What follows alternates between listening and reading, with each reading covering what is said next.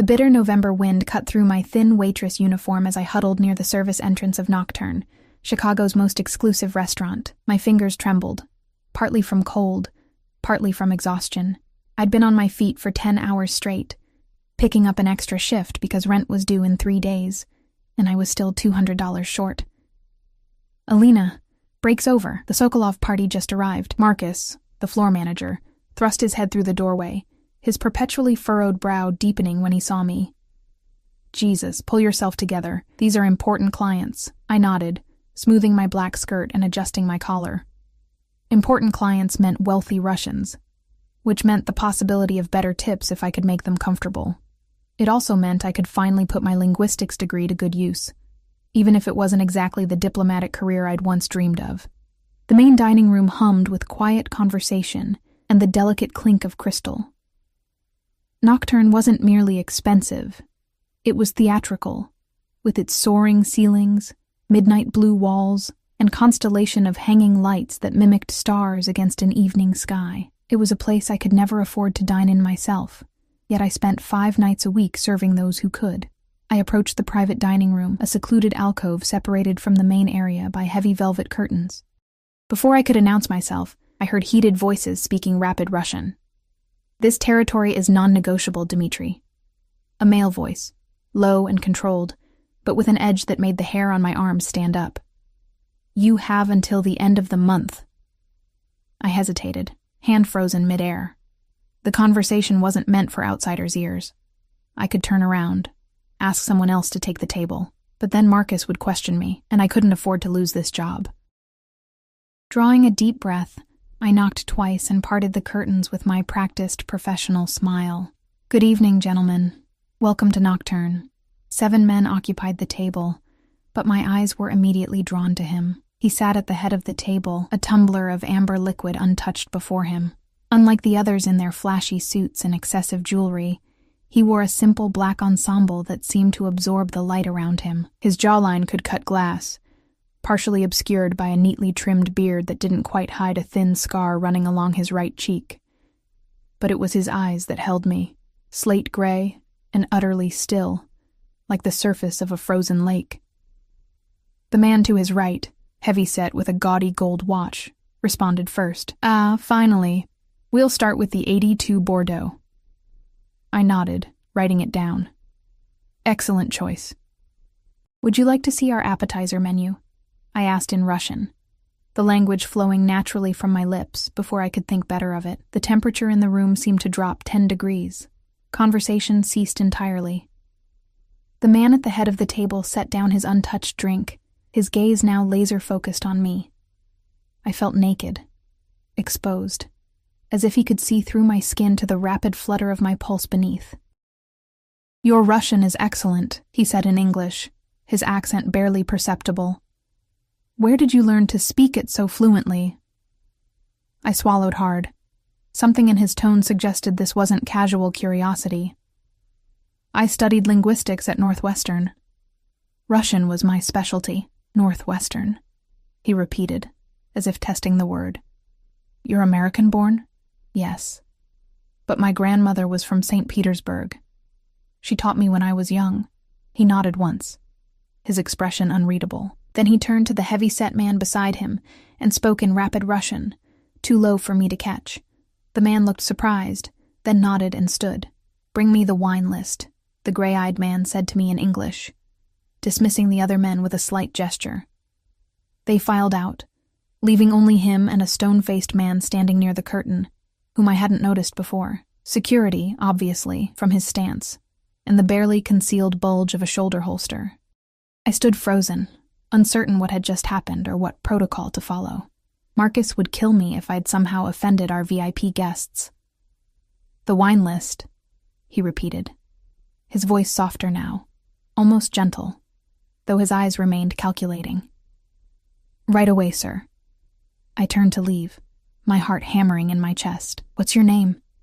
he asked before I could escape. "Alina. Alina Foster." "Alina," he repeated, as if memorizing it. "I'm Victor Sokolov." My stomach dropped. Everyone in Chicago's service industry knew that name, whispered it with a mixture of fear and awe. Viktor Sokolov, the Russian businessman whose legitimate enterprises, nightclubs, real estate developments, import businesses, were rumored to be fronts for something much darker. I'd served wealthy men before, powerful men, but never someone who carried the weight of so many whispered warnings. Bring the wine list to my office upstairs, Alina Foster, room 301. It wasn't a request. I nodded and backed out through the curtains, my legs trembling beneath me. The restaurant occupied the ground floor of a renovated historical building. The upper floors were private offices, including, apparently, one belonging to Sokolov. Marcus intercepted me immediately. What the hell happened? The whole party just left except for Sokolov. I don't know. He asked for the wine list in his office, room 301. Marcus's face drained of color. You spoke Russian to him, didn't you? He hissed. I told you never to show off to the clients. I wasn't showing off. It's just habit when I hear, never mind. Give me the wine list. I'll take it up myself. But before he could grab it from my hands, the stone-faced security man appeared at my elbow. Mr. Sokolov specified the waitress should bring it, he said flatly. Marcus looked like he might protest, then seemed to think better of it. He thrust the leather-bound wine list into my hands. Don't screw this up, he muttered. The security man gestured toward the staff elevator. I followed him, clutching the wine list like a shield. As the elevator doors closed, encasing me in the small space with this hulking, silent man, I realized I might have made a terrible mistake. Is Mr. Sokolov upset with the service? I ventured. The man didn't even glance at me. Mr. Sokolov doesn't get upset. He gets even. My mouth went dry. What had I done to offend him? Was speaking Russian some kind of territorial offense? Or had I overheard something in that brief exchange that I shouldn't have? The elevator opened directly into a plush waiting area. The security man guided me down a hallway to a heavy wooden door with the number 301 etched in gold. He knocked once, then opened it without waiting for a response, gesturing for me to enter. I stepped into what could only be described as a power office, spacious, with floor-to-ceiling windows overlooking the Chicago skyline. A massive desk dominated one end, while a seating area with leather couches occupied the other. The walls were lined with books in multiple languages and what appeared to be authentic Russian art. Viktor Sokolov stood with his back to me, gazing out at the city lights. He'd removed his jacket, and his white shirt stretched across broad shoulders, the fabric so fine it seemed to shimmer in the dim light. The wine list, sir, I said, hating how my voice quavered. He turned, and I realized why he'd dismissed his associates. His carefully controlled expression had slipped, revealing something raw and dangerous. He crossed the room in 3 long strides, taking the wine list from my hands and setting it aside without a glance. Do you know who I am, Alina Foster? He asked quietly. I nodded, unable to form words as he circled me slowly, like a predator assessing its prey. Then you understand that I don't believe in coincidences. He stopped directly in front of me.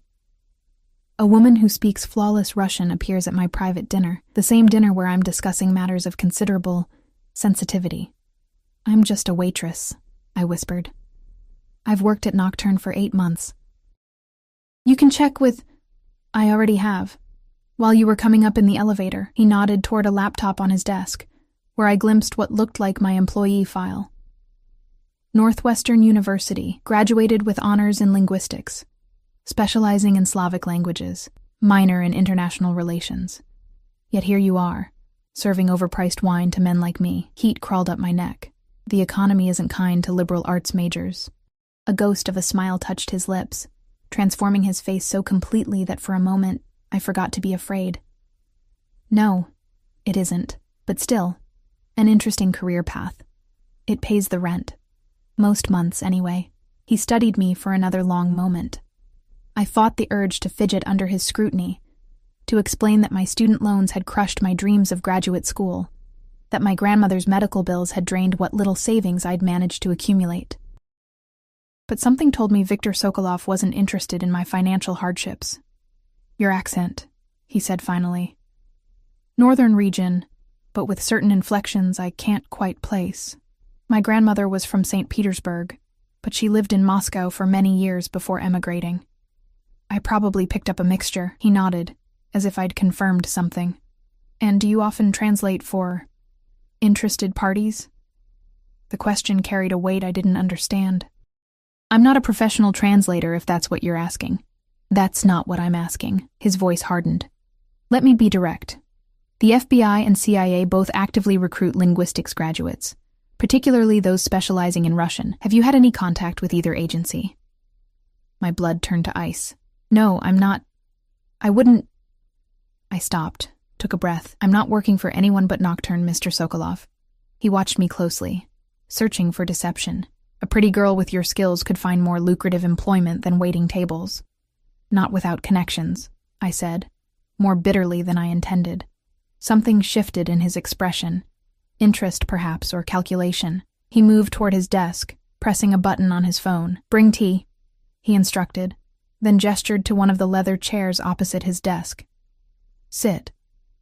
It wasn't an invitation. I perched on the edge of the seat, hyper-aware of my waitress uniform, the small stain on the sleeve from a spilled soup appetizer, the runs in my stockings carefully hidden beneath knee-high boots I'd bought secondhand. He sat across from me, leaning back in his chair with casual authority. You heard something in that room downstairs. Something in Russian. I hesitated. Denying it would be pointless. He'd seen my reaction. Just a few sentences. Something about territory being non-negotiable. His jaw tightened. And what did you make of that? Nothing, I said honestly. I assume you're in real estate. He laughed then. The sound so unexpected it startled me. Real estate. Yes, you could say that. A knock at the door interrupted us. The security man entered with a silver tea service, setting it on the desk before withdrawing silently. Victor poured 2 cups, adding a spoonful of jam, not sugar, to one before sliding it toward me. Russian style, he explained. My mother's recipe. I accepted the cup, the warmth seeping into my cold fingers. The tea was strong and fragrant, the sweet tartness of the jam balancing the bitterness. It reminded me of my grandmother's kitchen, of stories told in hushed Russian while she taught me to make pelmeni at her worn wooden table. Thank you, I murmured, surprised by the unexpected hospitality. Victor sipped his tea, watching me over the rim of his cup. You're in debt, he stated flatly.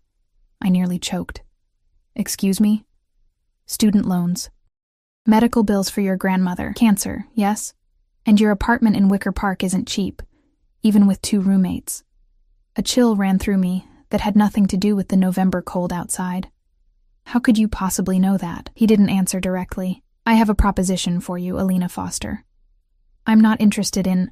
Don't insult me by assuming you know what I'm offering. His voice remained calm, but his eyes flashed with something dangerous.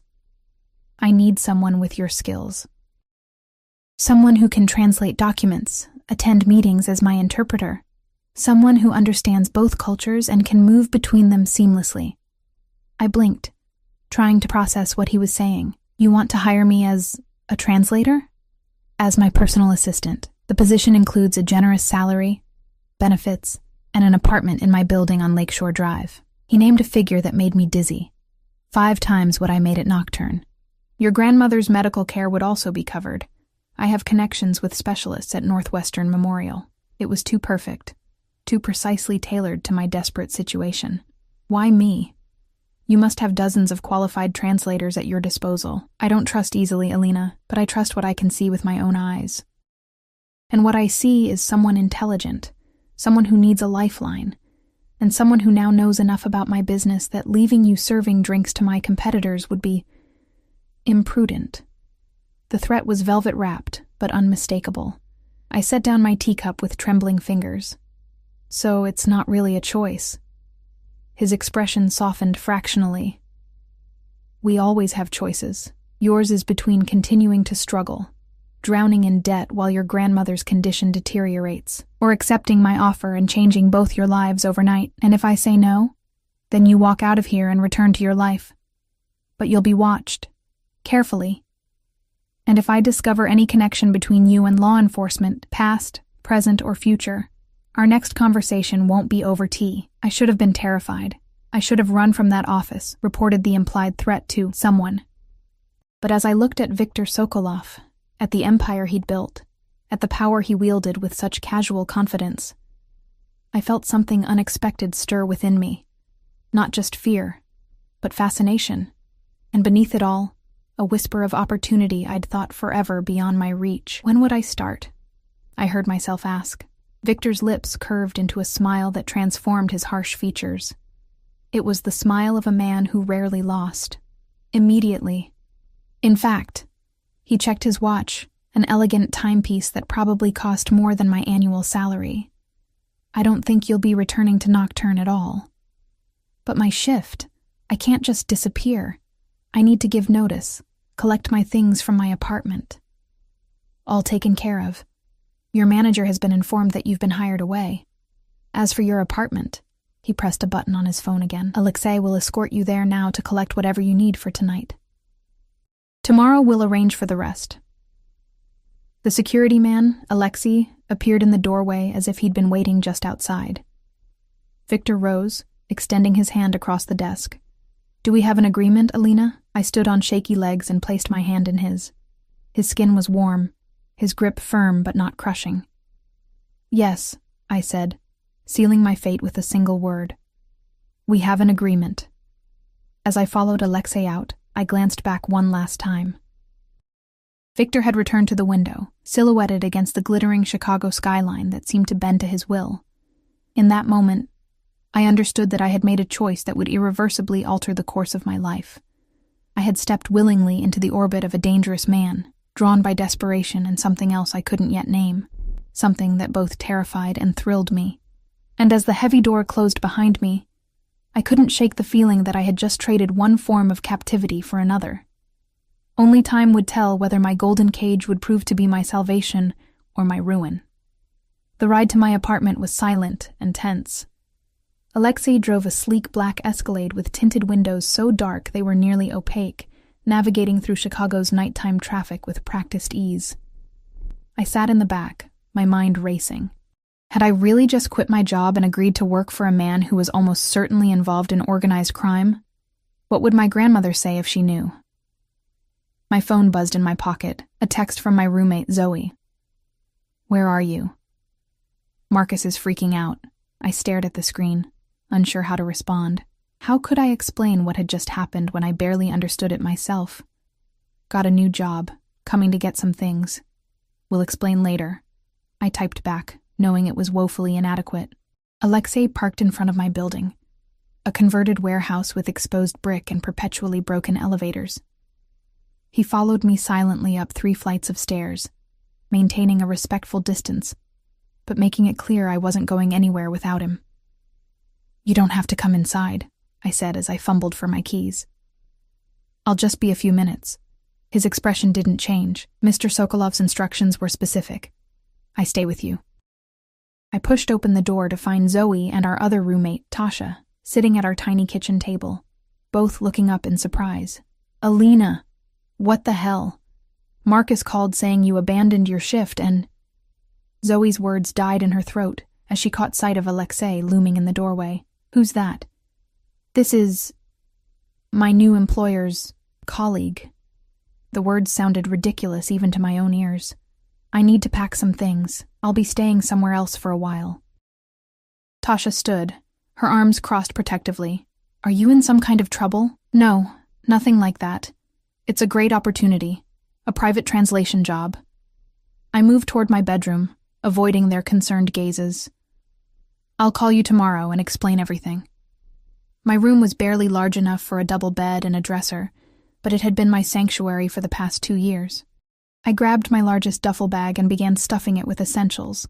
Clothes, toiletries, my laptop, the dog-eared Russian novels my grandmother had given me, the framed photo of her holding me at graduation.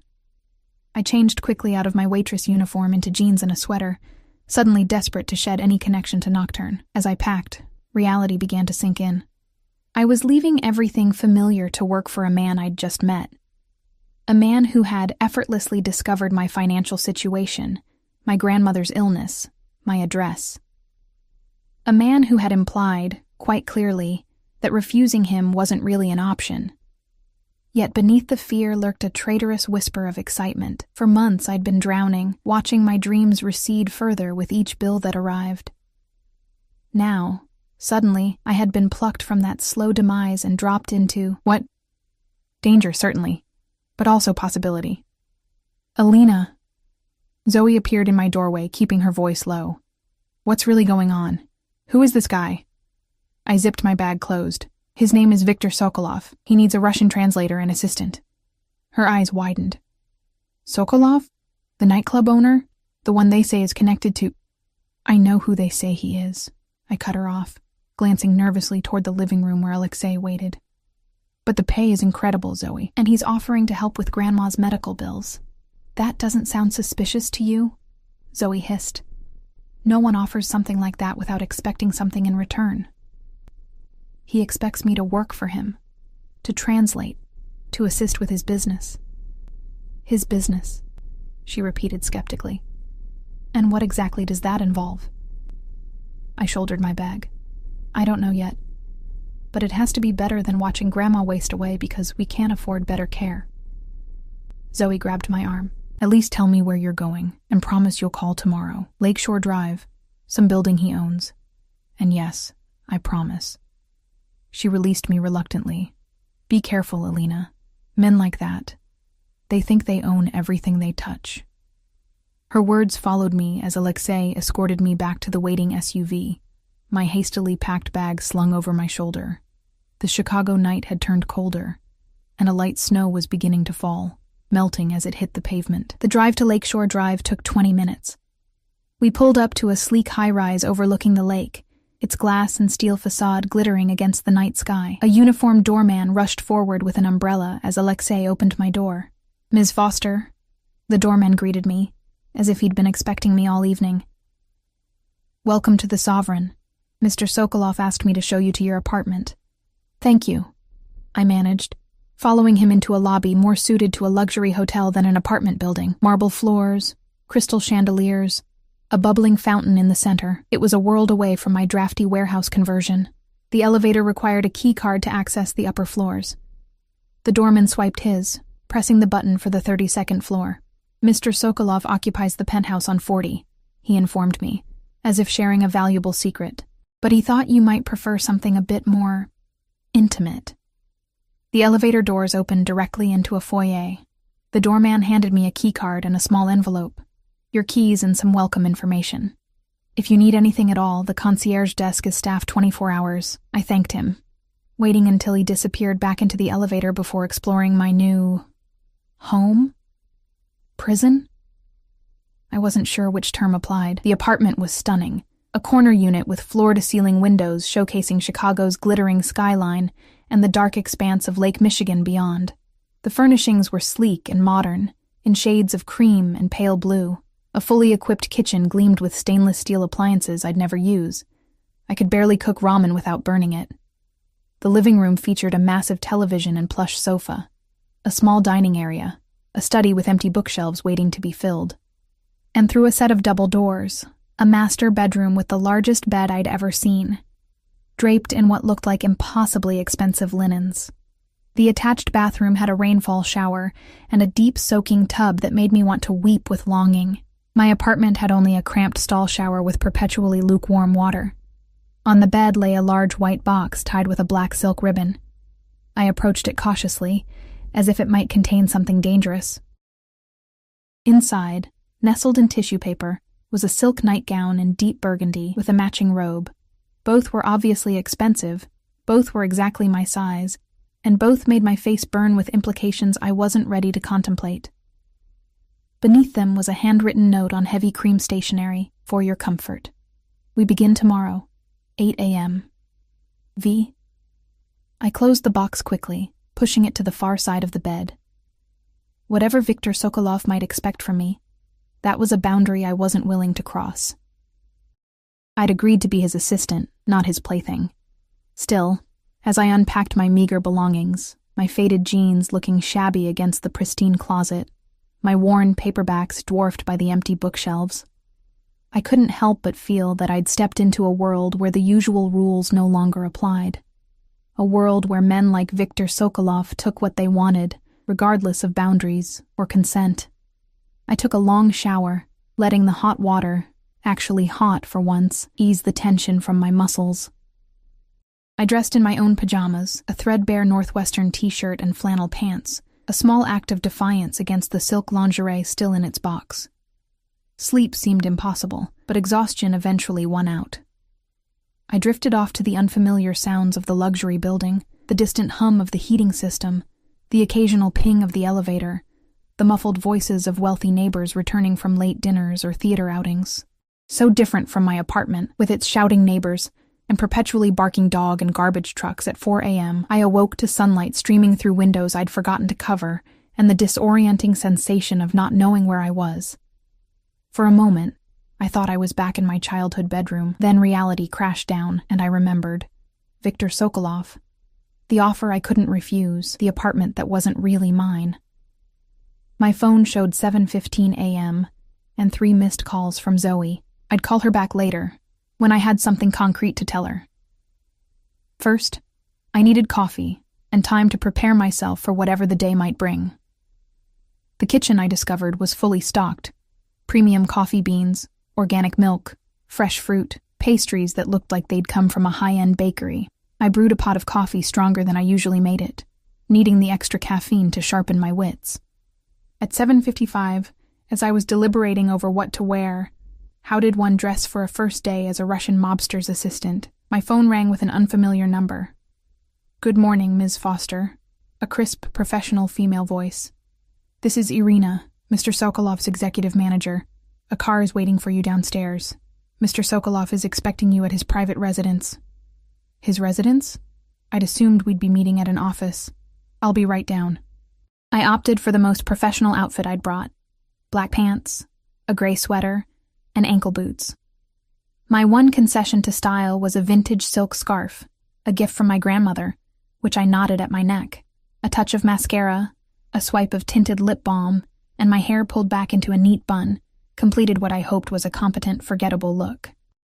The same black Escalade waited outside, but this time a different man held the door, younger than Alexei, with close-cropped blonde hair and a scar above his left eyebrow. He nodded respectfully as I approached. "Ms. Foster, I'm Mikhail." "Nice to meet you." I slipped into the back seat, mentally cataloging another member of Viktor's security detail. How many men did he have, and were they all former military as their posture and alertness suggested? We drove north along Lakeshore Drive, eventually turning onto a private road that wound through an exclusive enclave of mansions set well back from the street. Mikhail stopped at a gate, pressed his thumb to a biometric scanner, and waited as it swung open silently. Viktor's home was a modernist masterpiece of glass and stone, perched on a bluff overlooking the lake.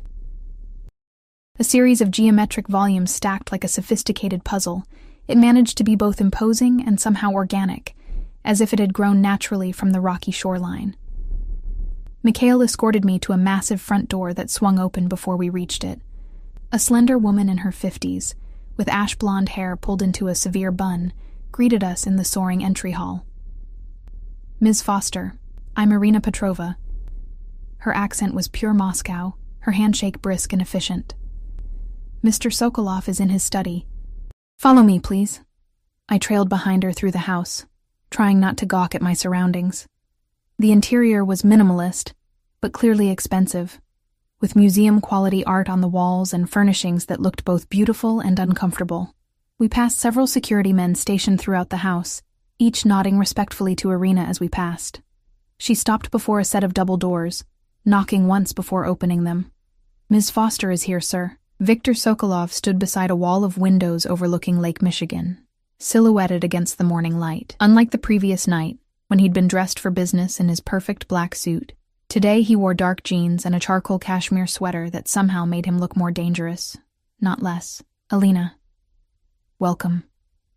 He turned, gesturing toward a seating area with 2 leather chairs facing each other across a chess table. "Did you sleep well?" "Yes, thank you." The lie came easily. "The apartment is very nice." "I'm glad you approve." He smiled slightly, as if he knew exactly how overwhelmed I'd been. "Please sit. Coffee? I nodded, perching on the edge of one of the chairs. Irina appeared with a silver tray bearing an ornate samovar and delicate porcelain cups. That will be all for now, Irina, Victor said, dismissing her with a nod. When the door closed behind her, he turned his full attention to me. I imagine you have questions. I accepted the coffee he offered, buying time by taking a small sip. It was perfect, strong and smooth, with a hint of cardamom. Several, actually, starting with what exactly you expect me to do. Direct. I appreciate that. He leaned back in his chair, studying me. Your official title is personal assistant and cultural liaison. You'll manage my schedule, translate documents, accompany me to meetings with Russian clients, and ensure nothing is lost in translation, linguistically or culturally, and unofficially, a flicker of approval crossed his face. Unofficially, you're my eyes and ears in situations where a man in my position might miss subtle cues. You'll observe who speaks to whom, who avoids certain topics, who seems uncomfortable with particular questions. You want me to spy on your business associates. I want you to help me understand the people I deal with. He set down his cup. I'm not asking you to do anything illegal, Alina. I'm asking you to be observant. I doubted that distinction would matter much to the kind of people Viktor Sokolov did business with, but I nodded anyway. And my grandmother's medical care? Already arranged. He reached for a folder on a side table, sliding it across to me. I've scheduled a consultation for her next week with Dr. Abramson at Northwestern Memorial. He's the best oncologist in the Midwest.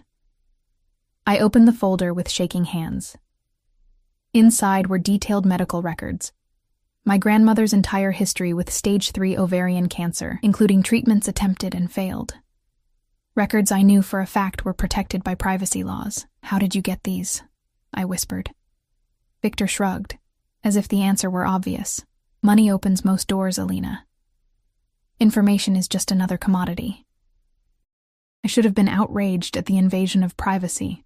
Instead, I felt a surge of desperate hope. Can he help her, this doctor? He has access to experimental treatments not yet available to the general public. And unlike your grandmother's current doctors, he doesn't make decisions based on insurance limitations. I closed the folder carefully, fighting back tears. Thank you. Victor watched me, his gray eyes unreadable. Your loyalty to your family is admirable. It's a quality I value highly. Something in his tone made me look up. There was an intensity to his gaze that hadn't been there before, an almost predatory focus that made my pulse quicken. I should warn you, Alina, I'm not an easy man to work for. I demand perfection, absolute loyalty, complete discretion. He leaned forward slightly. In return, I'm generous with those who prove themselves valuable. But I do not tolerate betrayal. The threat was clear, but it was more than that. There was something almost possessive in the way he looked at me, as if he'd already categorized me as belonging to him in some fundamental way. I understand, I said, though I wasn't sure I did, not fully. Do you? He stood abruptly, moving to his desk and retrieving another folder. Your background check was comprehensive, but there are gaps. 6 months last year where you seem to have disappeared. No employment records, no rental agreement, no credit card usage. I froze, my coffee cup halfway to my lips. You investigated me. Of course I did. I don't invite strangers into my home, into my business, without knowing exactly who they are. His voice hardened. Where were you during those 6 months, Alina? The room suddenly felt too warm, too close. I set down my cup carefully. I was with my grandmother in Philadelphia. After her diagnosis, I stayed in her apartment, used cash from my savings. There's no mystery. He studied me for a long moment, as if weighing the truth of my words. And the man you were seeing before that? James Mercer? My blood ran cold. James was a part of my life I'd tried very hard to forget. That ended over a year ago. It's not relevant to anything. Everything about you is relevant to me now.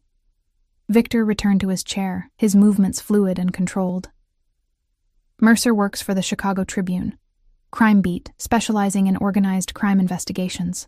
I'm aware of what he does. My voice came out sharper than I intended. We dated briefly. It didn't work out. End of story. Is it? Victor's eyes narrowed slightly. He's been investigating my business interests for months. And now, suddenly, his ex-girlfriend appears in my restaurant, speaking flawless Russian, conveniently needing employment. The implication hit me like a physical blow. You think I'm working with him? Spying for him? I stood, anger temporarily overriding caution. I haven't spoken to James in months. Our breakup wasn't amicable. I would never... Sit down, Alina. Victor's voice was soft, but the command was unmistakable. I sank back into my chair, heart racing.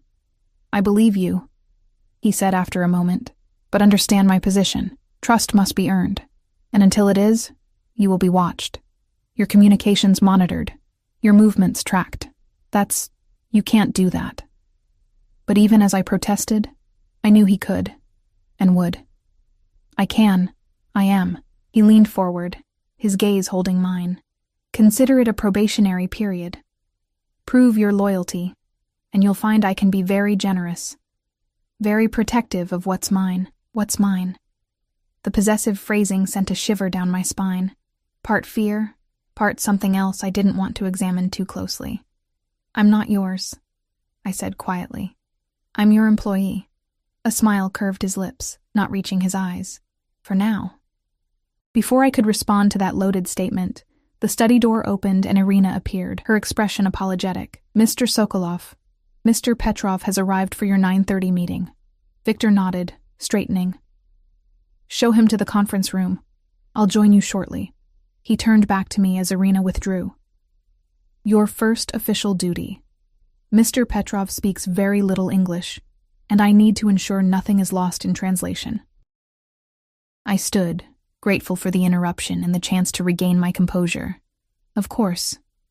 As I followed Victor from the study, I couldn't shake his words from my mind, very protective of what's mine.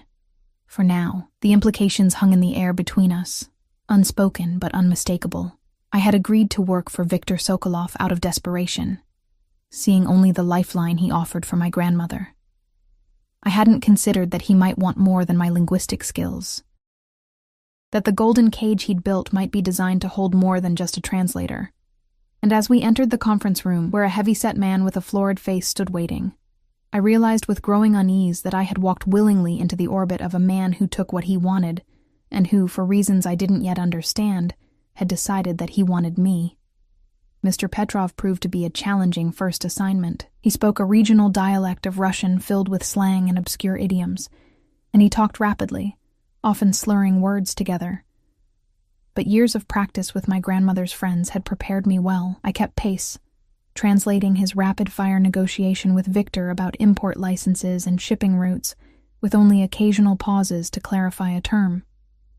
The meeting lasted 2 hours, during which I noticed Victor watching me as much as he watched Petrov, evaluating me, testing me. When Petrov used a particularly vulgar expression to describe a business rival, I translated it accurately but professionally, maintaining the meaning without the crude language. Victor's lips twitched in what might have been approval. When Petrov finally left, escorted out by Mikhail, Victor turned to me. You did well. Most translators would have softened his more colorful expressions. You said you wanted accurate translations. Nothing lost. Indeed. He checked his watch. We have another meeting at 1, a business lunch with American investors. You won't need to translate, but I want you to observe. The lunch meeting took place at an exclusive club overlooking Millennium Park. I sat slightly behind Victor at a table filled with middle-aged men in expensive suits, taking notes and observing as instructed. They discussed a real estate development, a luxury hotel and shopping complex, with such casual mention of 8-figure sums that it made my student loan debt seem laughably insignificant by comparison. What struck me most was the deference they showed Victor. These were clearly powerful men in their own right. CEOs, hedge fund managers, real estate moguls. Yet they yielded to him in subtle ways. They waited for him to speak before offering opinions. They sought his approval with small glances. They laughed too readily at his rare attempts at humor. They feared him, I realized. Not overtly, but in the way prey animals instinctively fear predators. A bone-deep recognition of danger barely concealed beneath a civilized veneer. After lunch, we returned to Victor's mansion. He disappeared into his study with Irina, leaving me to wait in a sunlit sitting room with a view of the lake. An hour passed, then another. I was beginning to wonder if I'd been forgotten when Irina appeared. Mr. Sokolov would like you to join him for dinner, she announced. There are suitable clothes in your apartment. Mikhail will take you there and bring you back at 7. I can just wear what I have on, I began. But Irina's expression made it clear this wasn't a suggestion. 7 o'clock, she repeated. Don't be late. Back at the apartment, I found not one but several garment bags hanging in the closet, none of which had been there that morning.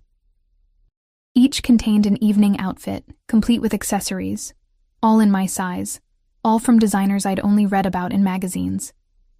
The least revealing was a black dress with a high neck and long sleeves, fitted but not inappropriately so. I chose that one, along with the simple pearl earrings that accompanied it. As I dressed, I couldn't help but wonder about the other women who must have come before me. Had they lived in this apartment too? Worn clothes Victor selected? Sat across from him at dinner, wondering about his intentions? The thought made my stomach twist with something that felt uncomfortably like jealousy. Mikhail arrived precisely at 6:45, his expression betraying nothing when I emerged in the black dress. The drive back to Victor's mansion was silent, but I felt a growing tension coiling within me. This was more than a business dinner, we both knew it. Victor waited in the foyer when I arrived, dressed now in a tailored suit that emphasized his broad shoulders and lean waist. His eyes swept over me, lingering just long enough to make heat rise to my cheeks. The dress suits you, he said simply, offering his arm. I thought we might eat on the terrace. The weather has cleared, and the view of the lake is exceptional at sunset. The terrace was actually a rooftop garden, accessible by a private elevator from the master suite. Despite the November chill, it was comfortably warm thanks to discreetly placed heaters. A table had been set for 2, with candles flickering in hurricane lamps, and a bottle of wine already breathing. This is not what I expected, I admitted as he held my chair. What did you expect? Victor poured wine into delicate crystal glasses. I don't know. Something less. I gestured at the intimate table setting, the candlelight, the rose petals scattered among the hurricane lamps. Less romantic. He smiled slightly, taking his seat across from me. Is it so strange that I might enjoy beautiful things in beautiful settings? Before I could respond, a server appeared with the first course. A delicate beet salad with goat cheese and candied walnuts. It was followed by a parade of exquisite dishes, seared scallops, rack of lamb, a chocolate soufflé that melted on my tongue. Throughout the meal, Victor asked questions about my childhood, my studies, my interests, all while skillfully evading questions about his own past. You're very good at that, I observed as we finished dessert. At what? Learning everything about me while revealing nothing about yourself. He smiled, swirling the last of his wine. An occupational hazard. In my position, privacy is more than a preference. It's a survival tactic. Yet you've invaded my privacy completely. I didn't mean to sound bitter, but the wine had loosened my tongue. My medical records, my financial situation, my ex-boyfriend. A necessary precaution. His expression hardened slightly. I don't apologize for protecting myself and my interests. And am I one of your interests now? The question slipped out before I could stop it. Victor set down his glass, his gray eyes suddenly intense in the candlelight. Yes, he said simply. You are. The directness of his answer left me momentarily speechless. I had expected evasion, perhaps even denial, not this stark confirmation.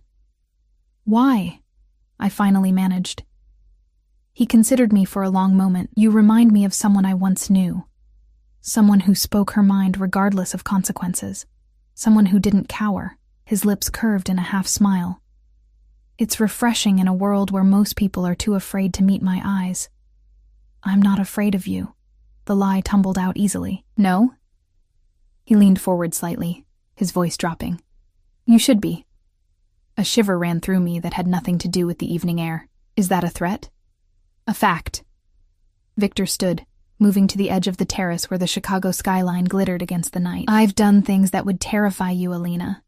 I've built my empire on the backs of those who underestimated me, who thought they could take what was mine. I rose, drawn to him despite my better judgment. And what exactly is yours, Victor? He turned, his expression almost predatory in the shadows. Everything you see. His gaze swept over the city spread out beneath us. And now, you, my breath caught. I told you before, I'm not yours. I'm your employee. For now. He repeated his earlier statement, moving closer until I could feel the heat radiating from his body. But I see the way you look at me when you think I'm not watching. The way your pulse jumps when I enter a room. He reached out, his fingertips grazing my neck where my carotid betrayed me with its rapid beating. Your body speaks truths your words deny. I should have stepped back, should have maintained professional distance. Instead, I stood frozen, caught in the magnetic pull of his presence. What happened to the woman I remind you of? I asked quietly. Pain flashed briefly across his features, gone so quickly I might have imagined it. She died. I'm sorry. Don't be. It was a long time ago. He withdrew his hand, and I felt its absence like a physical loss. My sister was always braver than she should have been, always speaking truth to power, regardless of consequence. Something dark passed behind his eyes. The world punishes that kind of courage. The admission stunned me. It was the first personal detail he'd shared, a tiny crack in his impenetrable armor. Is that why you surround yourself with people who fear you? So no one speaks truth to your power? His expression sharpened. Careful, Alina. You said you valued my directness. Did you mean only when it's convenient? For a moment, I thought I'd gone too far. Something dangerous flickered in his gaze, and I remembered suddenly who he was, what he was capable of. But then, unexpectedly, he laughed, a genuine sound that transformed his harsh features, making him look younger, almost carefree. You really aren't afraid of me, he said, sounding both surprised and pleased. How refreshing. Before I could respond, his phone vibrated in his pocket. He checked it, his expression immediately shuddering. Excuse me, I need to take this. He stepped away, speaking rapid Russian into the phone, his voice too low for me to catch more than fragments. Something about a shipment, unexpected complications, security concerns. His posture had tensed. The brief moment of openness completely vanished. When he returned, his face was carefully blank. I apologize, but I need to cut our evening short. Mikhail will take you back to your apartment. Is everything all right? I asked, though I knew he wouldn't tell me if it wasn't just business.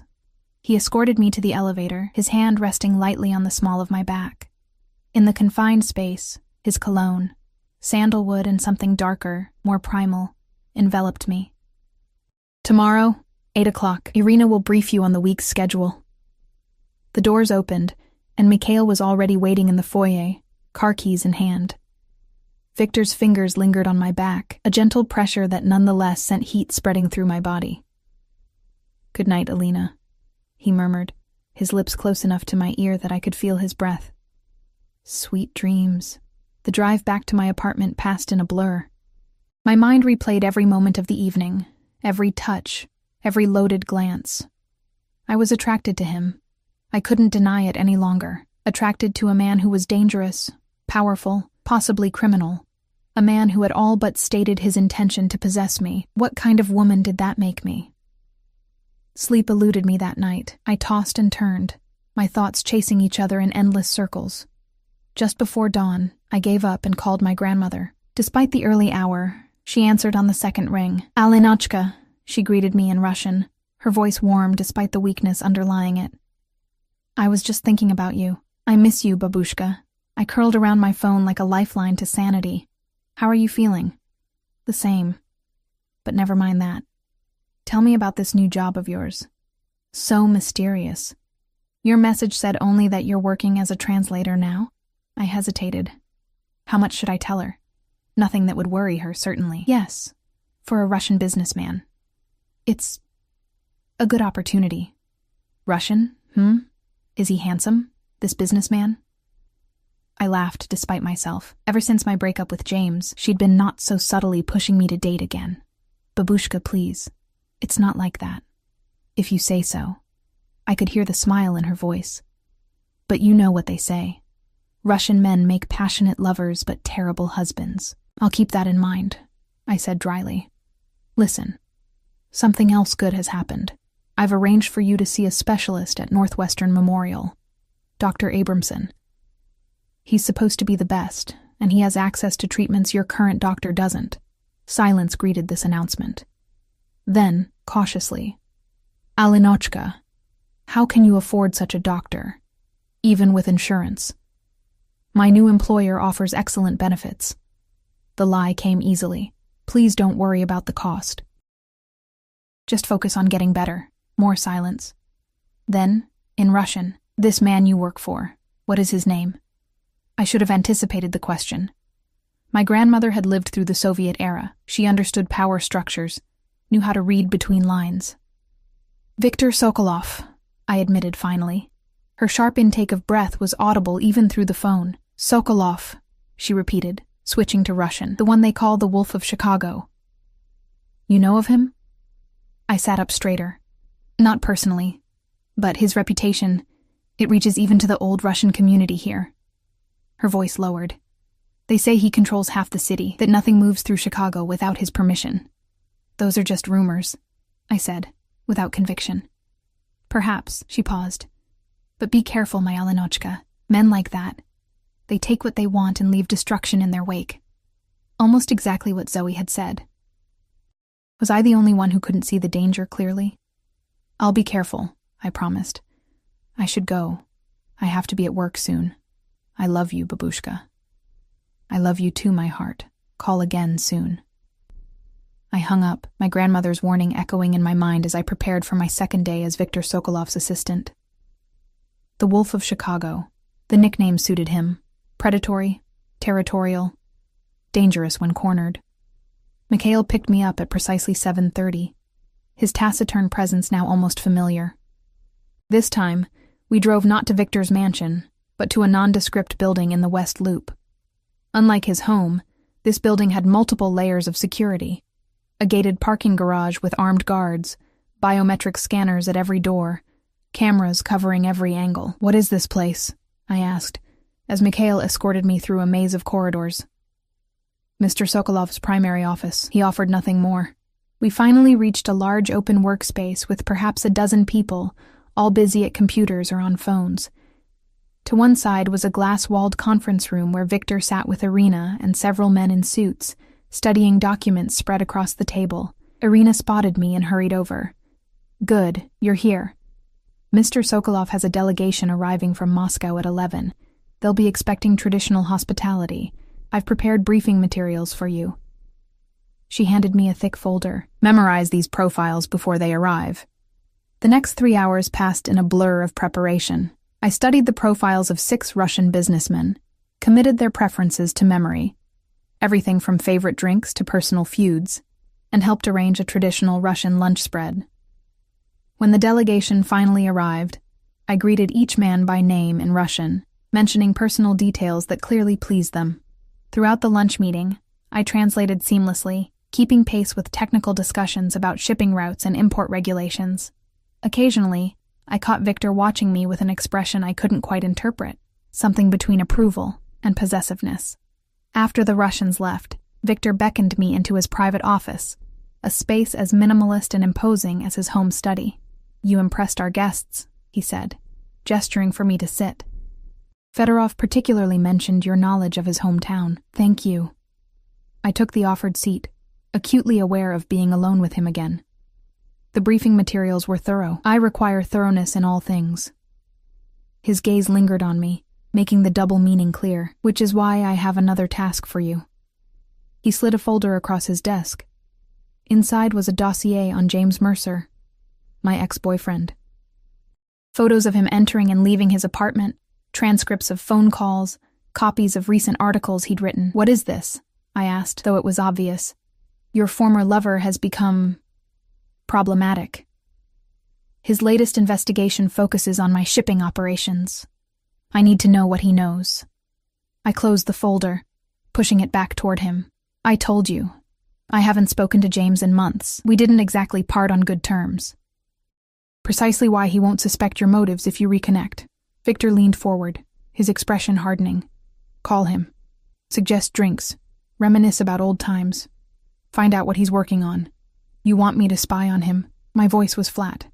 To betray his trust. I want you to protect my interests. And by extension, your own. Victor's eyes narrowed slightly. Your grandmother's appointment with Dr. Abramson is tomorrow. It would be unfortunate if complications arose. The threat was veiled but unmistakable. My blood ran cold. You wouldn't. I would do whatever necessary to protect what's mine. He held my gaze unflinching. Make the call, Alina. In that moment, I hated him, hated the power he held over me, hated my own weakness in bending to it. But more than that, I hated that even now, with him threatening my grandmother's care, I still felt that treacherous pull of attraction. Fine, I said through clenched teeth. I'll call him. Victor smiled, the expression not reaching his eyes. Excellent. Arrange to meet him tonight. Mikhail will drive you. You're having me followed? Though I don't know why I was surprised. Not followed. Protected. He stood, signaling the end of our conversation. There are those who would use you to get to me. I'm just your translator, I said, rising as well. Victor moved around the desk until he stood directly before me, close enough that I had to tilt my head back to maintain eye contact. You are far more than that, Alina Foster. You simply haven't accepted it yet. His proximity was overwhelming. The heat of him, the subtle scent of his cologne, the intensity of his gaze. For a wild moment, I thought he might kiss me. Part of me wanted him to, wanted to discover if his mouth would be as demanding as his personality, if his touch would ignite the fire his looks promised. Instead, he stepped back, professional mask firmly in place once more. Call Mercer. Report back to me afterward. I nodded stiffly and turned to leave. And Alina? His voice stopped me at the door. Remember where your loyalties lie.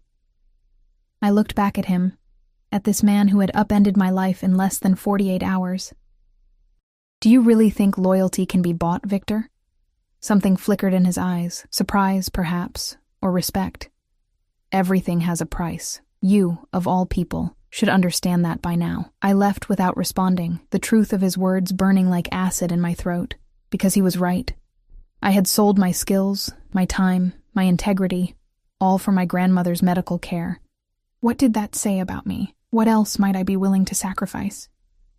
James answered on the third ring, his voice wary when I identified myself. Alina, this is unexpected. I know. I'm sorry to call out of the blue. I forced warmth into my tone. I was thinking about you recently. Wondered if you might want to grab a drink, catch up. A pause. The last time we spoke, you said, and I quote, I hope I never see your lying face again. I winced. Our breakup had been ugly. I'd discovered he'd been using me for information about the Russian community for an article, all while dating another woman on the side. I know. I was angry. But it's been months, and, well, life's too short for grudges, right? Another longer pause. One drink, he finally said. Miller's Pub, 7 p.m. See you then. I hung up, feeling sick with self-loathing. I was about to do to James exactly what he'd done to me, use him for information, betray his trust. The symmetry was nauseating, but what choice did I have? Victor had made the stakes clear. My grandmother's health, her life, depended on my cooperation. As I prepared for the meeting with James, selecting a casual outfit that would make me seem harmless, nostalgic, I couldn't help but wonder. How long before Victor asked me to do something worse? And would I have the strength to refuse when that day came? Because despite everything, the manipulation, the threats, the control, some traitorous part of me still responded to him. Still thrilled at his approval, still yearned for his touch. And that terrified me more than any threat he could make. I was falling under the spell of the Wolf of Chicago, and I wasn't sure I wanted to be saved. Miller's Pub was crowded with the after-work crowd, the air thick with the smell of beer and fried food. I spotted James immediately at a corner table. His sandy hair slightly longer than when we'd dated, dark circles under his blue eyes suggesting late nights chasing stories. Mikhail had dropped me off with instructions to wait across the street. 2 hours, he'd said. No longer. The implication was clear. Victor would be watching, even if not physically present. James stood as I approached, his expression guarded. Alina. No hug, no kiss on the cheek. Just my name, spoken with careful neutrality. James. Thanks for meeting me. I slid into the booth across from him, shrugging off my coat. You look good. A lie. He looked exhausted, worn thin by whatever story he was chasing. Victor's story, I reminded myself with a pang of guilt. You too. His eyes traced my face, lingering on the pearl earrings I'd forgotten to remove after work. Nice earrings. New? A gift. I removed them quickly, tucking them into my purse. How have you been?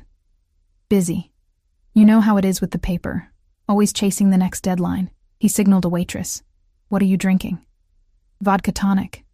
I needed something stronger than my usual wine. He ordered our drinks, then turned back to me, eyes narrowing slightly. So, why the sudden desire to reconnect?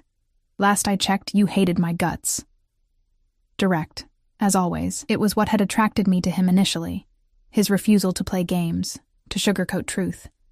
Until I discovered his directness was selective, applied only when it suited him. I ran into Melanie Johnson last week. A lie I'd prepared carefully.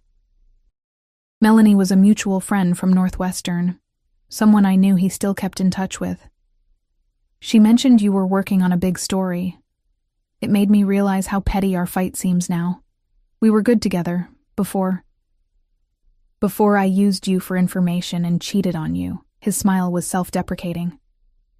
Let's not rewrite history, Alina. We both know what I did. Our drinks arrived, sparing me from responding immediately. I took a long sip, the vodka burning pleasantly down my throat. Fair enough. I'm not suggesting we get back together. Just maybe we can be friendly. Friendly? He considered this, studying me over the rim of his whiskey glass. So, what are you up to these days? Still at that fancy restaurant? No, actually, I've moved on. Using my degree finally. I traced the condensation on my glass. I'm working as a translator and personal assistant for a business executive. Anyone I know. The question seemed casual, but his reporter's instincts were visibly engaged now, his eyes sharp. Viktor Sokolov. I dropped the name deliberately, watching his reaction. He stilled, his glass halfway to his lips. Sokolov. He set the drink down carefully. How long have you been working for him? Just a few days. It happened suddenly. That, at least, was true. The pay is amazing, and he's arranged specialist care for my grandmother. James leaned forward, lowering his voice. Alina, do you have any idea who Sokolov really is? A successful businessman with diverse interests. I recited the public line. Nightclubs, real estate, import-export. That's the sanitized version. His eyes darted around the pub, checking for eavesdroppers. Look, I shouldn't be telling you this, but my current investigation, it's about him, about what he really imports, and it's not just vodka and caviar. My heart rate quickened. This was exactly what Victor wanted to know. What do you mean? James hesitated, internal conflict clear on his face. Finally, he sighed. You need to understand what you've gotten yourself into. Sokolov runs the most sophisticated smuggling operation in the Midwest. Drugs, weapons, even people sometimes. His legitimate businesses are just a front. That's a serious accusation. I kept my voice neutral, fighting to hide my reaction. Do you have proof? Getting there. I have sources inside his operation, documentation of shipments that don't match manifest records. His eyes narrowed. Why? Has he asked you to translate anything suspicious? No, nothing like that. I looked away, unable to meet his gaze. Mostly business correspondence, meeting notes, boring stuff. Keep it that way. James reached across the table, grabbing my hand with unexpected intensity. Listen to me, Alina. You need to get out now, before you're in too deep. Sokolov doesn't hire people without a purpose. If he brought you in, he wants something specific from you." The concern in his voice seemed genuine, making my betrayal burn even hotter in my chest. "I can handle myself." "No, you can't. Not with men like him." James squeezed my hand. "I've been investigating Sokolov for 8 months. Do you know what happens to people who cross him? They disappear, Alina, or they have accidents. Just last month, one of his former associates was found in the river with his throat cut. A chill ran through me. Maybe that was unrelated. It wasn't." James released my hand, running his fingers through his hair in frustration. "Look, I know we ended badly. I was an asshole. But I don't want to see you hurt. Whatever he's paying you, whatever he's promised for your grandmother, it's not worth it. I need this job, James." I hated how weak I sounded. "My grandmother's cancer. The treatments are experimental. No other doctor will take her case. And you don't find it convenient that Sokolov is offering exactly what you desperately need?" His voice softened. "That's how men like him operate. They find your vulnerability and exploit it. Once he has his hooks in you, you'll never be free." Victor's words echoed in my mind. Very protective of what's mine. A shiver ran down my spine that had nothing to do with the pub's chilly air conditioning. "When is your article coming out?" I asked, trying to steer the conversation back to what Victor wanted to know.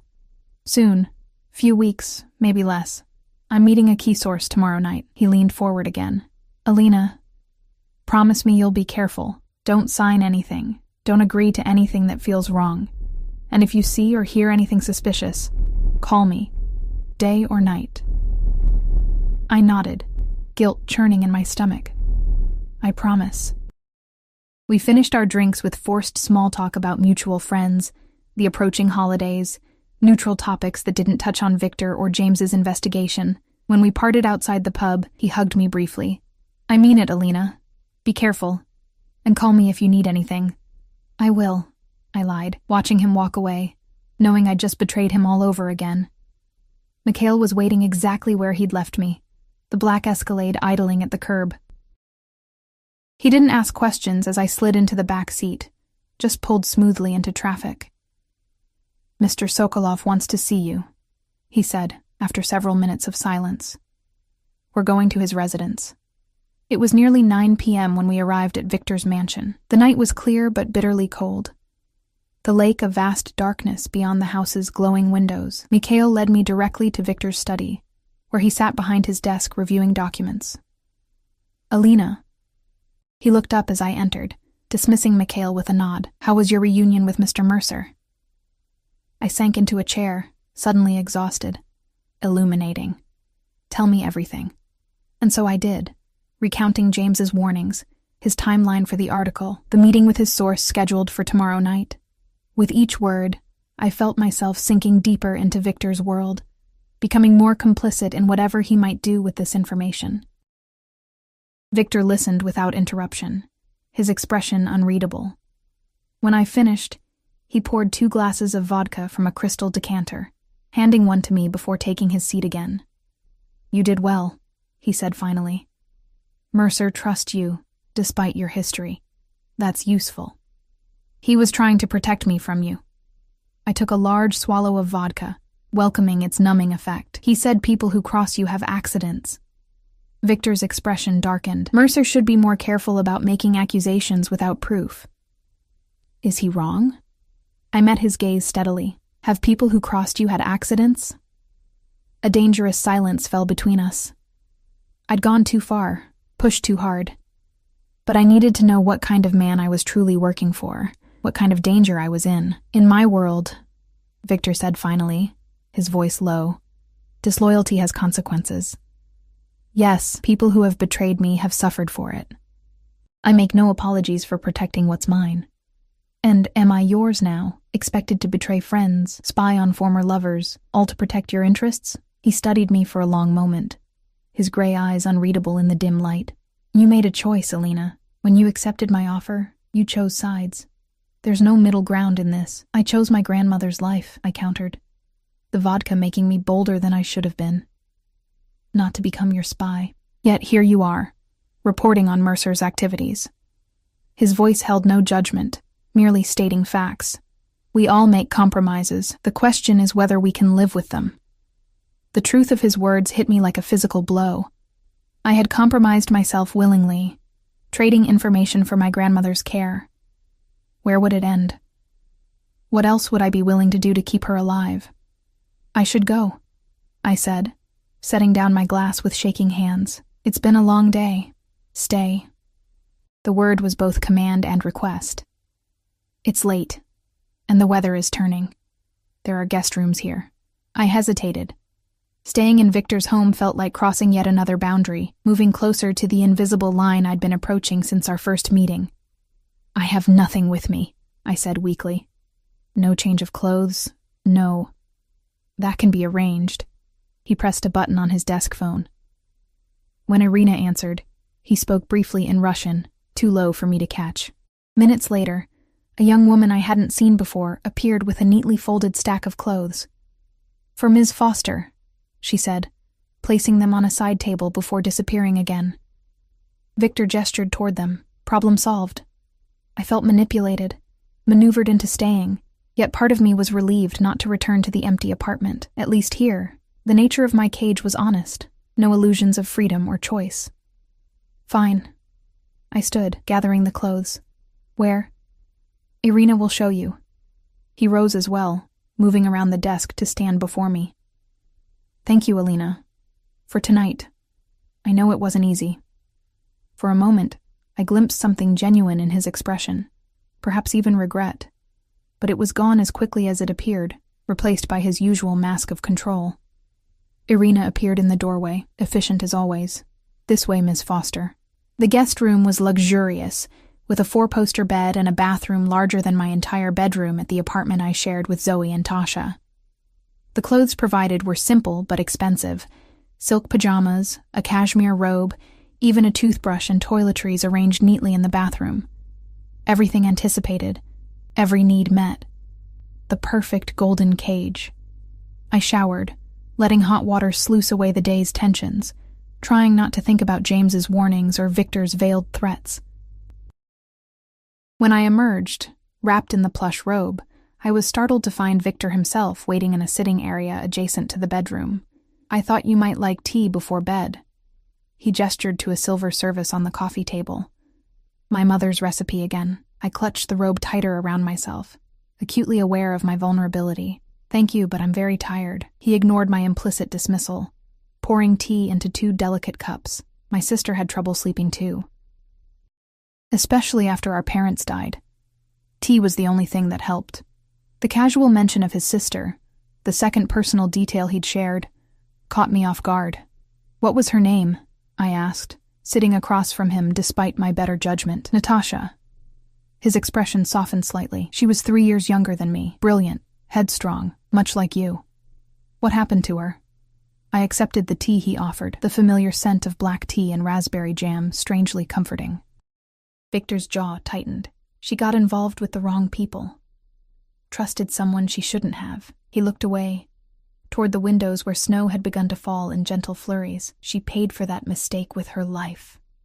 The raw pain in his voice was unmistakable, transforming him momentarily from the untouchable crime lord to simply a man grieving his sister.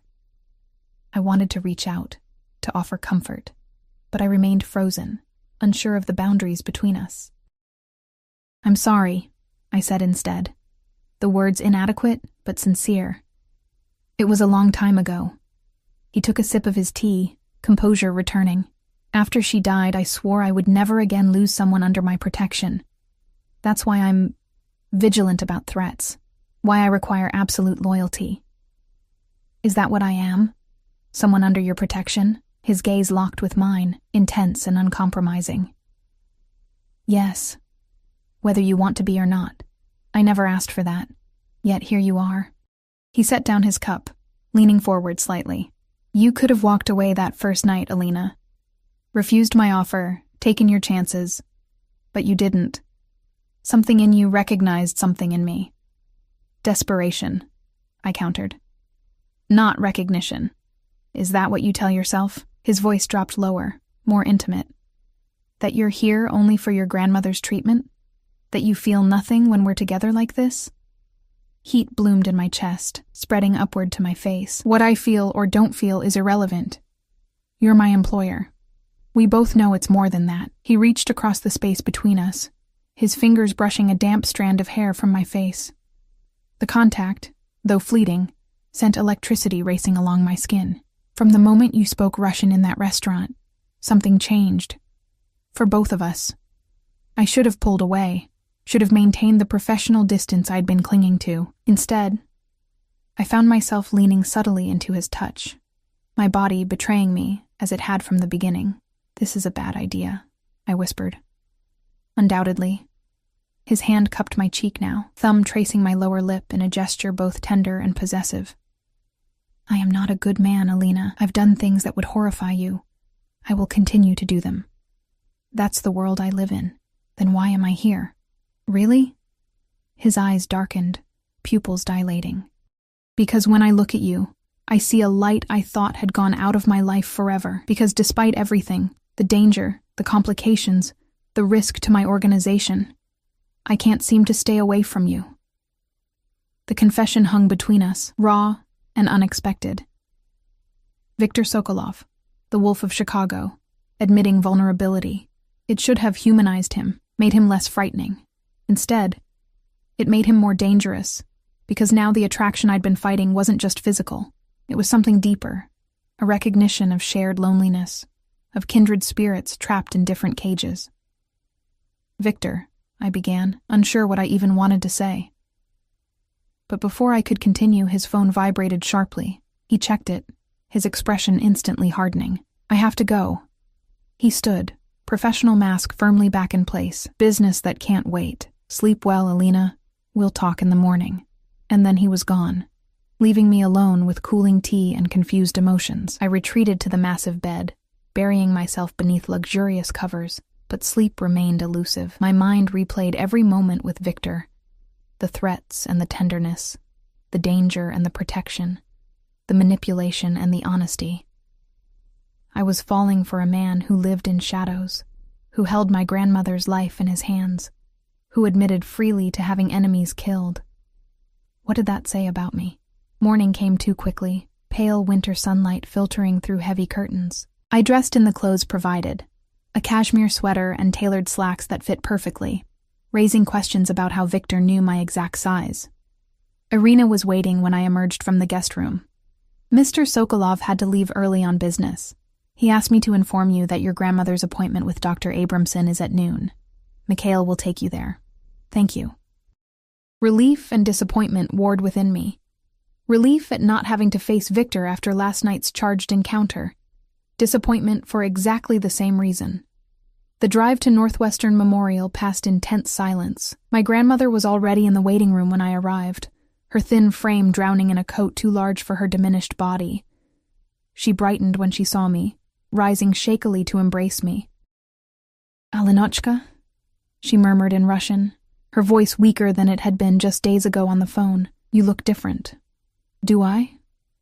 I helped her back to her seat, conscious of Mikhail standing discreetly by the entrance. "How?" She studied me with the piercing gaze that had never failed to see through my childhood fibs. "You carry yourself differently, like someone who has made a dangerous bargain and is only beginning to understand the cost." Before I could respond, a nurse called my grandmother's name. Dr. Abramson proved to be everything Victor had promised. Brilliant, compassionate, and armed with treatment options no regular oncologist had mentioned. As he outlined a new protocol involving immunotherapy and targeted radiation, I felt a surge of gratitude toward Victor that complicated my already confused feelings. After the appointment, as we waited for the pharmacy to fill new prescriptions, my grandmother took my hand. "This doctor, these new treatments, they are very expensive, Alinochka. Our insurance would never cover them." "Don't worry about that," I assured her. "It's taken care of. By your new employer. It wasn't a question. This man, Sokolov, what does he want from you in return?" I couldn't lie to her, not completely. My skills as a translator, my loyalty, my discretion. She nodded slowly. "And nothing more?" Men like him, they always want more. The memory of Victor's touch, his confession last night, heated my skin. "It's complicated," I admitted. Be careful with your heart, Alinochka. She squeezed my hand weakly. Men of power. They love differently. Possessively. They do not share. They do not compromise. They consume. I know what I'm doing, I said, with more confidence than I felt. Do you? She looked past me, to where Mikhail stood watching us. You are being followed already, watched. The cage may be golden, but it is still a cage. The pharmacist called my name, sparing me from responding. As I collected the medications, my phone buzzed with a text from Victor. How is your grandmother? Is Abramson taking good care of her? I stared at the screen, struck by the domesticity of the inquiry, as if we were any normal couple, as if he hadn't threatened and manipulated me into betraying a former friend just last night. Yes, thank you.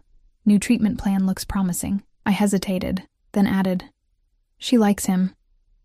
The response came immediately. I'm glad. Come to the office when you're done. We need to discuss Mercer's source. And just like that, the brief illusion of normalcy shattered. I was still Viktor Sokolov's employee, his asset, his possession. The appointment with Dr. Abramson hadn't been generosity, it had been investment, insurance of my continued cooperation. As I helped my grandmother to the car Victor had arranged to take her home, I wondered how much deeper I would sink into his world before I lost myself completely. And more disturbing still, I wondered if I would even care when it happened. Because despite everything, the danger, the moral compromises, the golden cage closing around me, a part of me was thriving under Victor's attention, blooming like a flower turned toward dangerous but intoxicating light. I was becoming someone I didn't recognize, someone who made deals with devils and called it survival, someone who felt alive only in the presence of a man who dealt in death. And the most frightening part, I wasn't sure I wanted to go back to who I was before. Victor's office was bustling when I arrived. Men in suits moved purposefully between rooms, speaking in hushed tones. Irina intercepted me in the lobby, her expression tighter than usual. Mr. Sokolov is in a meeting. He asked that you wait in his office. She guided me through the controlled chaos, stopping at Victor's door. There have been complications. Be prepared. The warning sent a chill down my spine. What kind of complications? She merely shook her head, gesturing me inside before disappearing down the corridor. Victor's office was empty, affording me a rare moment alone in his space. Unlike his home study with its artwork and personal touches, this room was purely functional. A large desk with multiple monitors, a conference table, and walls covered in maps showing shipping routes across the globe. The only personal item was a small silver frame on his desk, turned away from visitors. Curiosity overcame caution. I crossed to the desk and turned the frame to reveal a faded photograph of two children. A boy of perhaps 12 with a protective arm around a younger girl. Both had Victor's gray eyes and strong features. Victor and Natasha, before tragedy, rewrote their story. She was 9 when that was taken. I startled, nearly dropping the frame. Victor stood in the doorway, watching me with an unreadable expression. He looked different today, tension radiating from him, a barely contained energy that made the air feel electrically charged. I'm sorry. I shouldn't have. It's fine. He closed the door, moving to stand beside me. That summer at our grandparents' dacha outside Moscow, the last truly carefree time we had, I carefully replaced the frame. Your meeting ended early? It never began. He gestured for me to sit, taking the chair beside me rather than retreating behind his desk. The proximity was deliberately intimate, a continuation of last night's shift in our dynamic. We have a problem, Alina. Mercer's source was found dead 2 hours ago. My blood turned to ice. What? How? Shot twice in the head, left in an alley behind a nightclub in Wicker Park. Victor's expression remained neutral, but his eyes watched me intently, gauging my reaction. A nightclub I own. You think I had something to do with this? The accusation, unspoken but clear, made me recoil. I only told you about the meeting. I never said who the source was. I don't even know who it was. I know. His voice softened slightly. The timing is unfortunate. Mercer will believe I discovered his source through you. that I had the man killed to protect my interests. Did you? The question slipped out before I could stop it. Something dangerous flashed in Victor's eyes. No. This wasn't my order. Someone is trying to frame me, or trying to send me a message. What kind of message? That I have a leak. That I'm vulnerable. He stood abruptly, pacing to the window. Someone close to me is working against me, Alina. Someone with access to my schedule, my business dealings. The implication was clear. You think it's me? He turned, his expression softening fractionally. No. If I thought it was you, we wouldn't be having this conversation. The cold certainty in his voice sent a shiver down my spine. This was the Victor that James had warned me about. The man capable of making enemies disappear. Then who? I asked. I have suspicions. He returned to his seat, leaning forward intently. But I need to be certain, which is why I need your help. My help? How?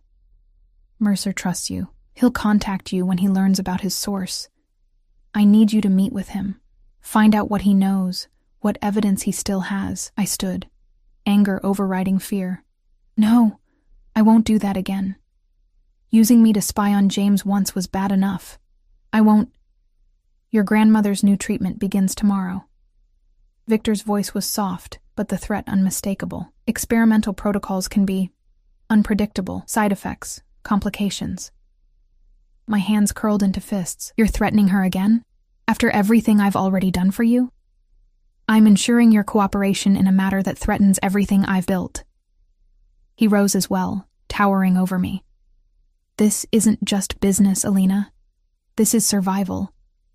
If Mercer publishes his article with evidence of my operations, it won't just mean financial loss. It will mean prison. Or death. If my competitors reach me first. That's not my problem. It became your problem the moment you took my offer. His hand shot out, gripping my arm with controlled strength. The moment you chose to enter my world.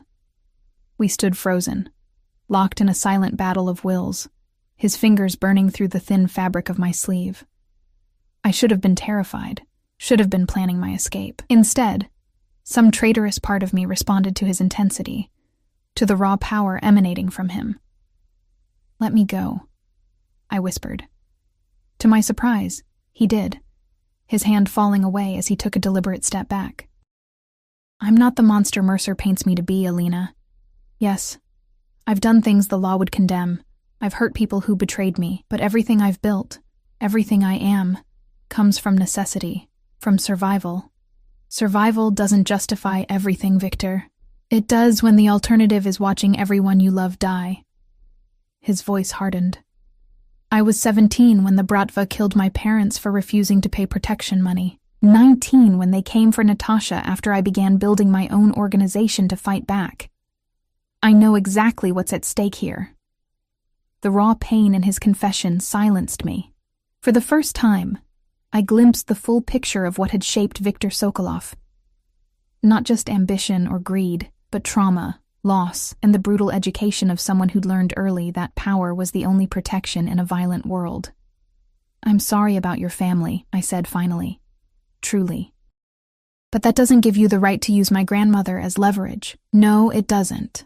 He surprised me with the admission. But I will use whatever means necessary to protect what remains of mine.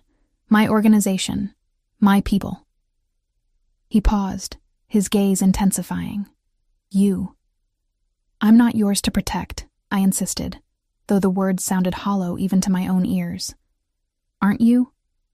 He stepped closer again, invading my space with his heat, his scent, his presence. Tell me you feel nothing, Alina. Tell me you could walk away from this. From me, and never look back. I couldn't. The truth was written in my racing pulse, my shallow breathing, the heat blooming across my skin wherever he came too close. Despite everything, the manipulation, the threats, the moral compromise, I was drawn to him like a moth to flame, knowing I might be consumed but unable to resist the pull. This is insanity, I whispered. Perhaps. His hand rose to my face, fingertips tracing my cheekbone with surprising gentleness. But sanity is overrated. My phone rang, shattering the moment. I stepped back, fumbling for it in my purse, heart still pounding from Victor's proximity. The screen showed James's number. Victor's eyes narrowed. "Mercer, answer it, on speaker." I hesitated, then obeyed, pressing the speakerphone button. "Hello?" "Alina." James's voice was tight with barely controlled rage. "Have you seen the news?" "No, I've been at the hospital with my grandmother." "What's happened?" "Anton Kuznetsov is dead, shot execution style behind the frost room." His voice cracked slightly. "He was my source, Alina, the one I told you about yesterday." I glanced at Victor, whose expression had hardened at the name. "James, I'm so sorry. I need to see you. Now. It's not safe to talk on the phone." The urgency in his voice was unmistakable. "Meet me at the university library in 30 minutes. Second floor, linguistics section. Come alone."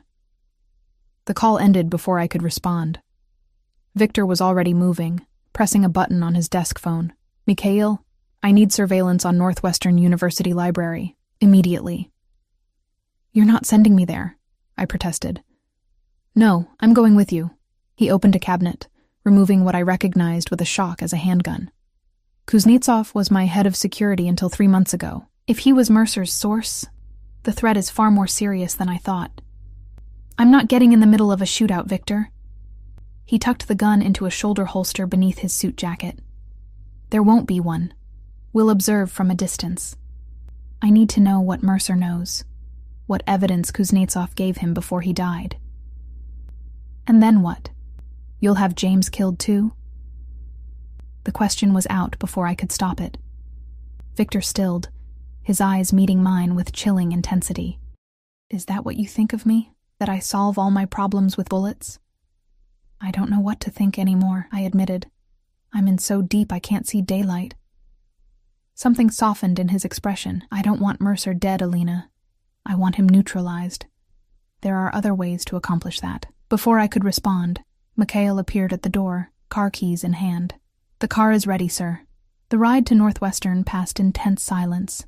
Victor sat beside me in the back of the Escalade, close enough that our shoulders occasionally touched when the car turned. Each contact sent electricity through me, a physical awareness I couldn't suppress despite the dangerous situation we were heading into. "Stay in the car," Victor instructed as we pulled up a block from the library. "Mikhail will keep you safe." "No." I caught his arm as he prepared to exit. "I'm coming with you." "It's too dangerous. James asked for me.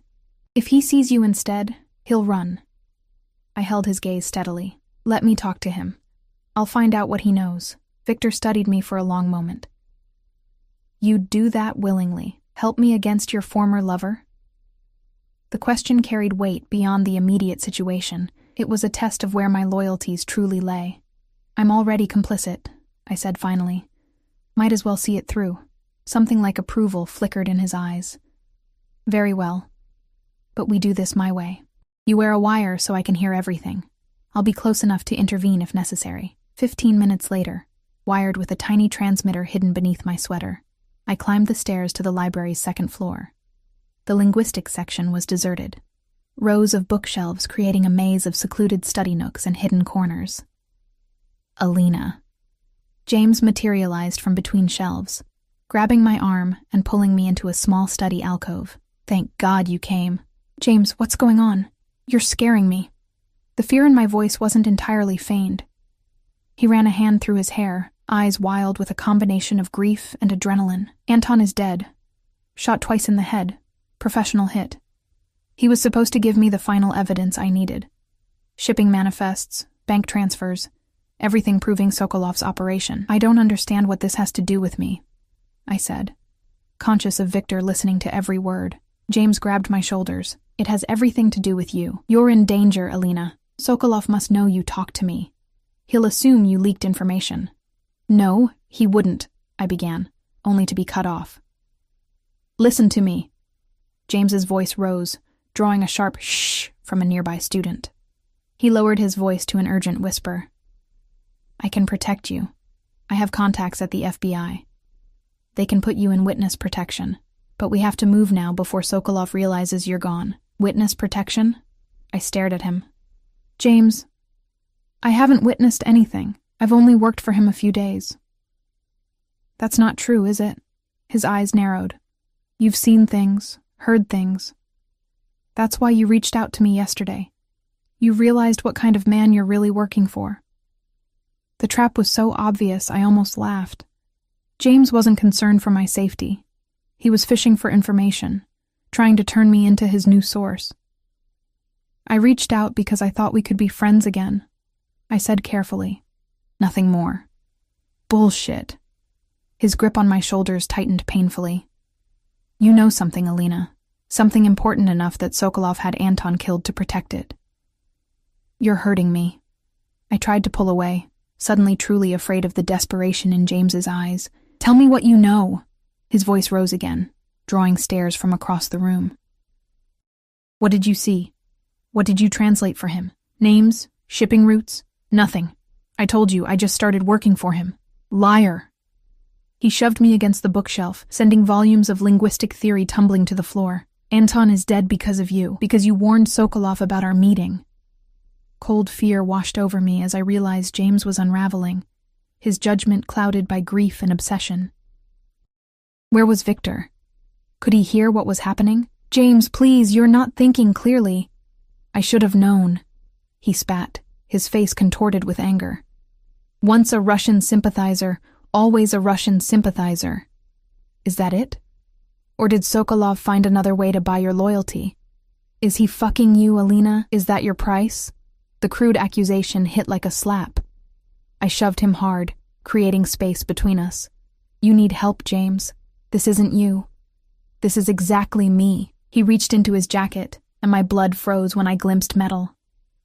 The journalist who's finally going to bring down Viktor Sokolov with or without your help. Is that a gun? I whispered, backing away slowly. Insurance. His eyes darted around the library. Come with me now, Alina. Last chance. I'm not going anywhere with you. His expression hardened. Then you're choosing him. You're choosing a murderer over justice. I'm choosing to walk away from a man with a gun who's clearly not in his right mind, I countered, edging toward the main aisle between shelves. You're not walking away from this. James raised the gun slightly, keeping it partially concealed by his jacket. Not until you tell me what you know about Sokolov's operation. Real terror gripped me now. James was unhinged, dangerous, and I was trapped in a deserted corner of the library with him. I don't know anything, I insisted, trying to keep my voice steady. I translate documents, James, business correspondence. That's all. Stop lying. He grabbed my arm again, the gun now pressed against my side. We're going somewhere private to continue this conversation. Move. I wouldn't do that, Mr. Mercer. Victor's voice, cold and controlled, came from behind us. James spun, keeping me partially in front of him, the gun now fully visible. Sokolov. James's voice dripped with hatred. Come to silence another loose end? Victor stood at the end of the aisle, hands casually in his pockets, looking for all the world like a businessman who'd wandered into the wrong section. Only the deadly focus in his eyes revealed the predator beneath. I came to ensure Ms. Foster's safety, he said calmly. Something you seem to be jeopardizing with that weapon. Stay back. James tightened his grip on my arm. I'll shoot her if you come closer. No, you won't. Victor took a step forward, utterly unfazed by the threat. You're a journalist, Mercer, not a killer. You don't know what I'm capable of, James hissed. You killed my source, my friend. I did no such thing. Another step forward. Anton Kuznetsov was murdered by the same person who's been feeding you information all along. You're being played, Mercer. Used as a pawn in someone else's game. Confusion flickered across James's face. What are you talking about? Irina Petrova, my executive manager. She's been working with the Boitsov family from St. Petersburg for months, undermining my operation from within. Victor's voice remained conversational, as if discussing the weather. She killed Kuznetsov when she discovered he was going to expose her to you. That's a convenient story, James scoffed, but doubt had crept into his expression. Check Kuznetsov's phone records. The last call he made was to my private line, less than an hour before he died. Victor was close enough now that I could see the tension in his shoulders, the calculated readiness beneath his relaxed demeanor. He left me a voicemail warning about Irina. I have it recorded if you'd like to hear it. James's grip on my arm loosened slightly. Why would you tell me this? Because unlike you, I understand the value of truth. Victor's eyes met mine briefly, a silent message passing between us. And because I'd rather not see an innocent woman caught in the crossfire of a war she didn't choose, in that split second of distraction, I drove my elbow hard into James's ribs. He gasped, his grip loosening further. I twisted away, ducking beneath his arm as Victor lunged forward, disarming him with a swift, practiced movement that spoke of military training. James stumbled backward, the gun now in Victor's hand. You're making a mistake, Alina, he gasped, clutching his side where I'd struck him. He'll destroy you. The only mistake was trusting you, I replied, moving to stand beside Victor, twice. Victor tucked the gun into his jacket, his other hand coming to rest possessively at the small of my back. I suggest you walk away, Mr. Mercer. Find another story. This one's already cost one life. Don't let it cost another. The threat hung in the air between them, clear and unmistakable. James looked from Victor to me, betrayal and resignation warring in his expression. This isn't over, he said finally, backing away. The truth always comes out eventually. Indeed it does. Victor's voice hardened. Remember that when you consider your next move. We watched in silence as James retreated, disappearing down the library stairs. Only when he was gone did Victor turn to me, his hand gently tilting my chin to examine my face. Are you hurt? No. I was trembling, the adrenaline of the confrontation beginning to ebb. Was that true? About Irina? Yes. His jaw tightened. She's been dealt with. I didn't ask what that meant, didn't want to know. And Kuznetsov really called to warn you? Yes. Too late to save himself, but in time to save my organization. His thumb traced my lower lip, a gesture becoming familiar. And you. Your loyalty today won't be forgotten, Alina. It wasn't loyalty to you, I said quietly. It was self-preservation. James was out of control, perhaps. A slight smile curved his lips, but you chose a side nonetheless, my side. He was right. In that moment in the library, faced with James's unraveling sanity and Victor's controlled strength, I had made my choice, had aligned myself with the devil I knew, rather than the friend I no longer recognized. What happens now? I asked, as Victor guided me toward the exit, his hand still at the small of my back. Now we clean up this mess. Ensure Mercer's article never sees publication. He held the door for me, the courtly gesture at odds with the danger still radiating from him. And then, you and I have unfinished business. The way he said it sent heat curling through my body despite the frigid November air. Mikhail was waiting with the car, opening the door as we approached. As I slid into the back seat, Victor's hand on my arm stopped me. One thing should be clear between us, Alina. His voice was low, meant for my ears only. What happened today changes things. You're no longer just my translator. You're part of my inner circle now. My confidant. He paused, searching for the right word. Partner. Partner? I echoed, the word carrying more weight than seemed possible. In all things. His eyes held mine, the meaning unmistakable, if that's what you want. It was a choice. Perhaps the first real one he'd given me since our paths crossed at Nocturne. I could walk away now. He was offering that much, at least.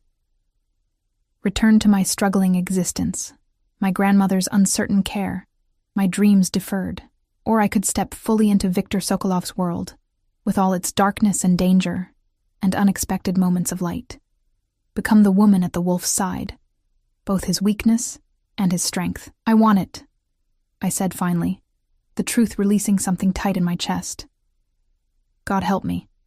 I want it all. His smile then, genuine, transformative, made him look younger, almost boyish. He joined me in the back seat, closing the door on the outside world. As the car pulled away from the curb, Victor reached for my hand, our fingers intertwining in silent understanding. Your grandmother will be pleased, he said unexpectedly. She called me this morning after her appointment. I stared at him. She called you? How? I gave her my number when I arranged her care. His thumb traced circles on my palm. She's quite formidable, your babushka. Threatened me with creative Russian curses if I hurt you. Laughter bubbled up, surprising us both. That sounds like her. She also said something about Russian men making terrible husbands but passionate lovers. His eyes danced with amusement. I assured her I'd prove the first part wrong. The implication stole my breath. Victor. Not today, not tomorrow, but someday. He lifted our joined hands, pressing his lips to my knuckles. When you're ready. When you understand completely what it means to be mine. The possessiveness that had once frightened me now sent a different kind of shiver through my body. Because I was beginning to understand that belonging to Viktor Sokolov meant more than ownership. It meant protection, passion, a place in a world few ever glimpsed from the inside. And what about you? I asked, emboldened by his rare openness. Are you mine as well? His expression sobered, gray eyes searching mine. I have been since you spoke Russian in that restaurant, Alina Foster. You just didn't know it yet. The confession hung between us, transforming the air in the car, making it thick with possibility. When his lips finally met mine, it felt inevitable. The culmination of a dance that had begun the moment our eyes first locked across that private dining room. His kiss was everything I'd imagined and nothing like I'd expected. Controlled yet hungry, commanding yet surprisingly tender. His hand cradled my face as if I were something precious, even as his mouth claimed mine with unmistakable possession. When we broke apart, both breathless, the world outside seemed to have changed. Sharper, brighter, more vivid. Or perhaps it was simply that I had changed, stepped across a threshold into a life I'd never imagined for myself. Where are we going? I asked, suddenly aware the car was heading away from both the office and my apartment, the airport. Victor's arm curled around me, drawing me against his side. I have business in St. Petersburg that can't wait. The Boitsov family needs to understand the consequences of their interference. You want me to come with you? To Russia? The speed of this new reality made my head spin. I want you by my side, Alina, in Chicago, in Russia, wherever business takes me. His voice softened slightly, and I thought you might like to see your grandmother's homeland. Perhaps visit her old neighborhood. The thoughtfulness of the gesture, remembering this detail about my grandmother's past, wanting to connect me to my heritage, touched me unexpectedly.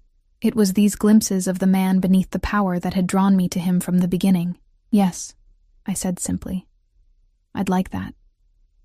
As the Chicago skyline receded behind us, I leaned into Victor's embrace, no longer fighting the current that had swept me into his world. I had made my choice, crossed my own line in the sand. Whatever came next, danger, passion, power, I would face it at the wolf's side, not as his possession, but as his equal, his partner. His light in the darkness he navigated with such deadly grace.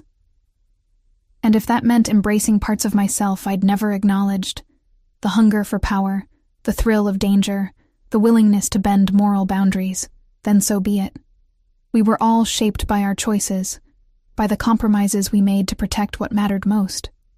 Victor had chosen me, and against all reason, against all warnings, I had chosen him. The rest was yet to be written, our story just beginning. But one thing was certain as we sped toward the future awaiting us. I had spoken Russian before the Mafia boss, and in doing so, I had changed both our destinies forever.